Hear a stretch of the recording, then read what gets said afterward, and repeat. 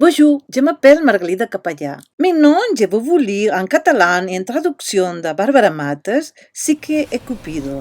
Després d'haver inflamat el cor de la germana amb paraules tan ardents, l'abandonen, ja absolutament encesa, i com que temen fins i tot estar a prop d'un delicte tan greu, transportades en l'habitual ajut del vent alat cap al cim de la roca. Cuiten a fugir ràpidament, embarquen a les naus i se'n van.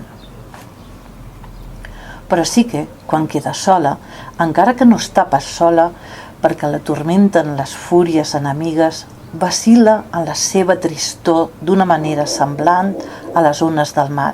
I encara que té ben presa la decisió i el coratge de dur-la a terme, quan està a punt de començar els preparatius del delicte, comença a dubtar de la bondat de la determinació que ha pres i es deixa portar per les diverses passions que li inspira la seva desgràcia.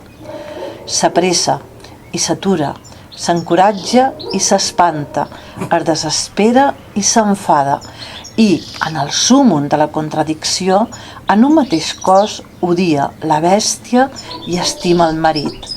S'acosta al vespre, preludi de la nit, i amb una decisió sobtada prepara de pressa el que necessita per al seu crim sacríleg. Arriba la nit i arriba l'espòs i després d'haver sostingut els primers combats de Venus cau en un son profund. Aleshores, Psique, normalment feble de cos i d'ànima, es va refer amb les forces que li proporcionava la gravetat del destí i va treure la llàntia del seu amagatall, va agafar la navalla i l'audàcia va canviar la debilitat pròpia del seu sexe.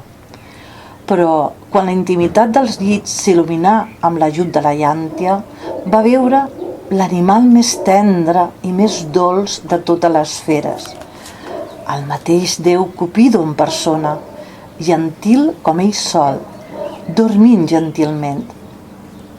En veure'l, fins i tot la flama de la llàntia es va revifar alegrement, mentre la navalla es penedia del seu tall sacríleg. Psique, en canvi, queda aterrida davant d'aquesta visió i, fora de si, amb la cara esblanqueïda, cau de genolls tremolant. Intenta enfonsar el punyal en el seu propi pit. I ho hagués fet així, si el punyal, per por d'un crim tan gran, no se li hagués escapat de les mans imprudents.